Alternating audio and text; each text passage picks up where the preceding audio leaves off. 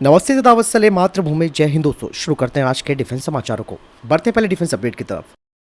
दोस्तों एएलएच ध्रुव हेलीकॉप्टर के लगातार क्रैश होने की वजह से अब इंडियन आर्मी और Indian air force light combat helicopter को अब उन्होंने ग्राउंड कर दिया है। दरअसल एएलएच ध्रुव में इसकी कंट्रोल रॉड का फेल होना एक बड़ा कारण बताया जा रहा था, क्योंकि दोस्तों एलसीएच प्रोग्राम में कई पार्ट्स ध्रुव हेलीकॉप्टर से लिए गए हैं और इंडियन एयरफोर्स को 10 में से 5 लिमिटेड सीरीज वाले जो एलसीएच हैं वो मिल चुके हैं, जबकि भारतीय सेना को एक एलसीएच प्रचंड हेलीकॉप्टर मिला है। अब कहा जा रहा है कि पूरी एलसीएच फ्लीट के टेक्निकल चेक्स किए जाएंगे और उसी के बाद फिर ये अपनी उड़ान भर सकेंगे।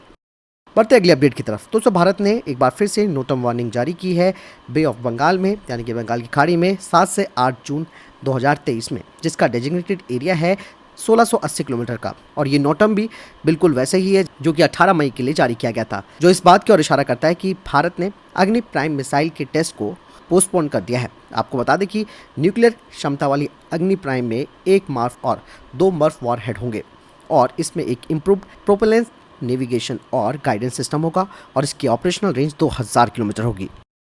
बढ़ते नेक्स्ट अपडेट की तरफ। दोस्तों एयरबस डिफेंस एंड स्पेस के अधिकारियों ने भारत का दौरा किया था और वो यहाँ पर भारत में पोटेंशियल पार्टनर्स को ढूंढ रहे हैं जो कि एयरबस A400M एटलस की सप्लाई चेन का हिस्सा बनेंगे, जो कि अभी फिलहाल स्पेन में बन रहे हैं, जहाँ पर भारतीय वायुसेना के लिए 16 C295 जो एयरक्राफ्ट हैं वो बन रहे हैं।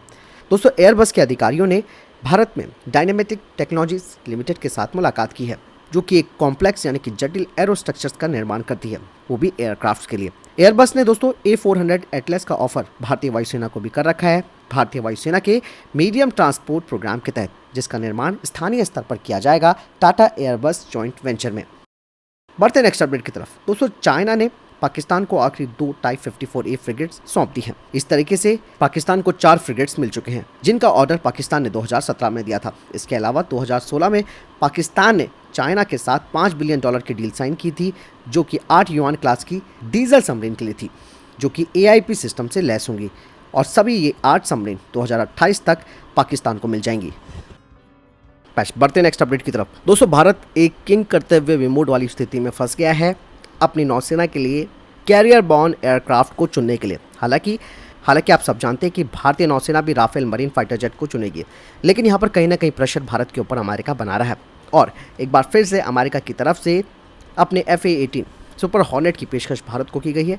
लेकिन यहाँ पर जो कंडीशन है वो आपको जानना बेहद ज़रूरी है। फिलहाल तो भारतीय नौसेना ने इन अगली पीढ़ी के लड़ाकू विमानों पर जो फैसला है वो सुरक्षित रखा है। आपको मालूम ही है कि फ्रांस का राफेल M और बोइंग का सुपर हॉर्नेट दोनों ने अपनी तकनीकी जो मानदंड थे उनको पूरा किया है, इसीलिए अब नौसेना के लिए दोनों में से किसी एक को चुनना काफ़ी मुश्किल हो गया है।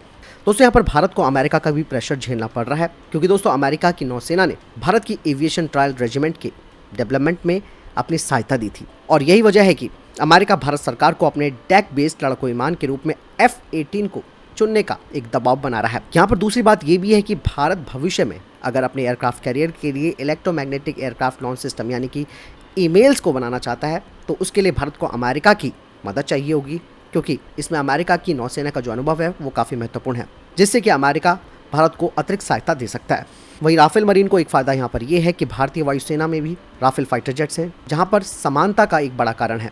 हालांकि अब दोनों में से किसी एक फाइटर जेट को चुनना नौसेना के लिए ये भारत की रणनीतिक और कूटनीतिक विचारों पर ही डिपेंड करता है कि भारत किसको चुने। इसलिए यहाँ पर दोस्तों भारत को सोच समझकर किसी एक फाइटर जेट को चुनना होगा, जिसके पीछे का कारण रणनीतिक और राजनीतिक दोनों ही हैं और ये भी यहाँ पर कहा जा रहा है कि जो जियोपॉलिटिक विचार हैं वो भी मायने रखते हैं। और दोस्तों जो भी निर्णय भारत की तरफ से लिया जाएगा वो भारत के रक्षा उद्योग और फ्रांस और अमेरिका के साथ भारत की रणनीतिक साझेदारी के लिए महत्वपूर्ण मील का पत्थर भी साबित होगा।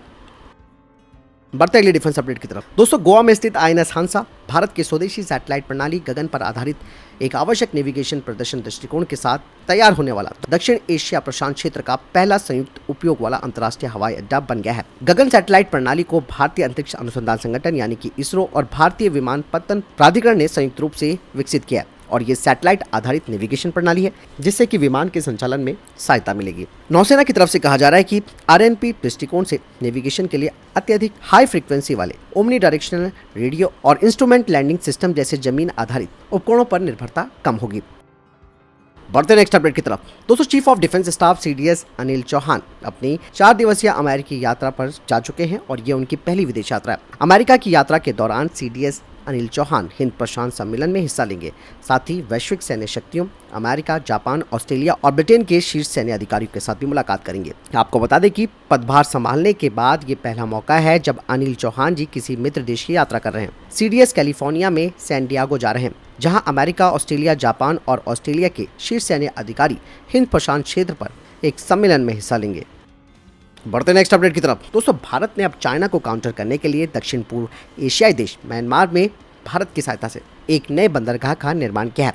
भारत और चीन दोनों ही देश म्यांमार में अपने संबंधों को मजबूत करना चाहते हैं। भारत के सहयोग से बने इस बंदरगाह को चीन के कॉरिडोर प्रोजेक्ट का जवाब कहा जा रहा है।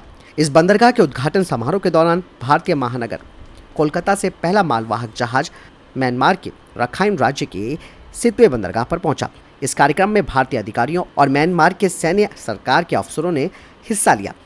एक रिपोर्ट में कहा जा रहा है कि सितवे बंदरगाह भारत के Kaladan multi modal transit transport project से एक लिंक स्थापित करता है और ये पूर्वी भारत में कोलकाता को म्यांमार के पश्चिमी तट से जोड़ने वाला प्रमुख समुद्री रास्ता है। रिपोर्ट में ये कहा गया है कि परियोजना के लिए भारत की ओर से पूरी सहायता दी जा रही है और ये भी कहा जा रहा है कि भारत नई कलादान परियोजना को अलग पूर्वोत्तर भारत को हिंद महासागर से जोड़ने के एक तरीके के रूप में देखता है। इससे आर्थिक विकास को भी गति मिलने की उम्मीद है।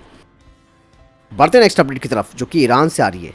दोस्तों ईरान के Islamic revolutionary guard corps navy के कमांडर ने कहा कि वे अब अपने 2 प्रकार के जहाज़ों को 2000 किलोमीटर की रेंज वाली एक नई क्रूज मिसाइल से लैस कर चुके हैं। साथ ही कमांडर ने कहा कि स्वदेशी क्रूज मिसाइल कदर 474 2000 किलोमीटर की सीमा के भीतर अपने लक्ष्य को मार गिरा सकती है। बता दें कि महादवी और सुलेमानी श्रेणी के जहाजों को नई लंबी दूरी की क्रूज मिसाइल से लैस किया गया है। ईरानी कमांडर ने कहा कि अब उनकी नौसेना अबू महदी अल मुहांडिस के नाम पर एक नई तट से समुद्री क्रूज मिसाइल को लगाने जा रही है और अबू महदी मिसाइल और 2 अन्य क्रूज मिसाइलें 750 से 2000 किलोमीटर की मारक क्षमता वाली हैं, जिन्हें गाइडेड किया जा सकता है और विस्फोट से पहले एक नए लक्ष्य का पीछा किया जा सकता है और यहाँ तक कि जमीन के भीतर और पहाड़ों के पीछे के क्षेत्रों से भी इसे लॉन्च किया जा सकता है।